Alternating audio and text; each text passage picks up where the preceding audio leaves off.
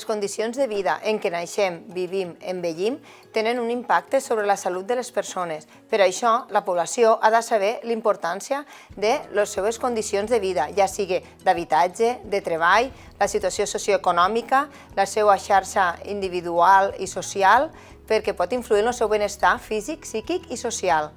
És per això que des del CAP també atenem la salut comunitària, que són totes aquelles intervencions o actuacions que milloren el benestar de les persones que viuen a una comunitat. Els actius de salut són totes les activitats o recursos que una comunitat té i que milloren el benestar de les persones que hi viuen. És per això que és molt important identificar aquests actius que són, per exemple, associacions, entitats, gimnasos, biblioteques, rutes saludables, poliesportius, altres associacions que puguin haver i també els centres sanitaris o els centres educatius i, per exemple, el casal cívic és un dels actius.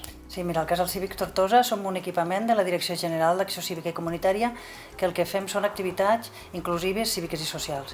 Entre aquestes activitats fem tallers artístics, lúdics, activitats esportives, activitats físiques, activitats formatives, trobades socials, també trobades de voluntariat.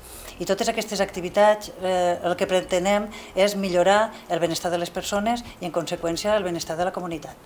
Si totes aquestes activitats les introduïm a la plataforma o a la pàgina web del Departament de Salut, Actius de Salut, el que fem és que els hi donem visibilitat i, a més, fem que tota la població, tota la comunitat, les pugui conèixer i pugui accedir-hi.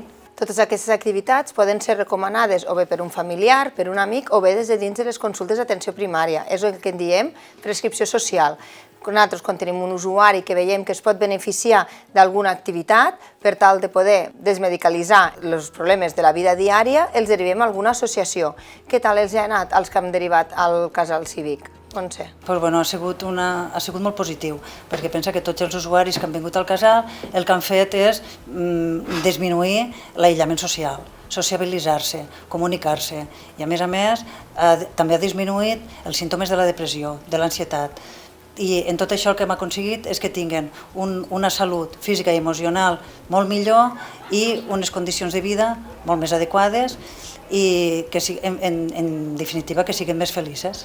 Per poder fer aquesta prescripció social i derivar a associacions i a aquests actius de salut que hi ha, és necessari que la ciutadania i també les entitats identifiquéssim tots aquests actius que hi ha, totes aquestes activitats que es fan i que milloren la salut de la comunitat. D'aquesta manera el que fem és xarxa i creem comunitats entre tots.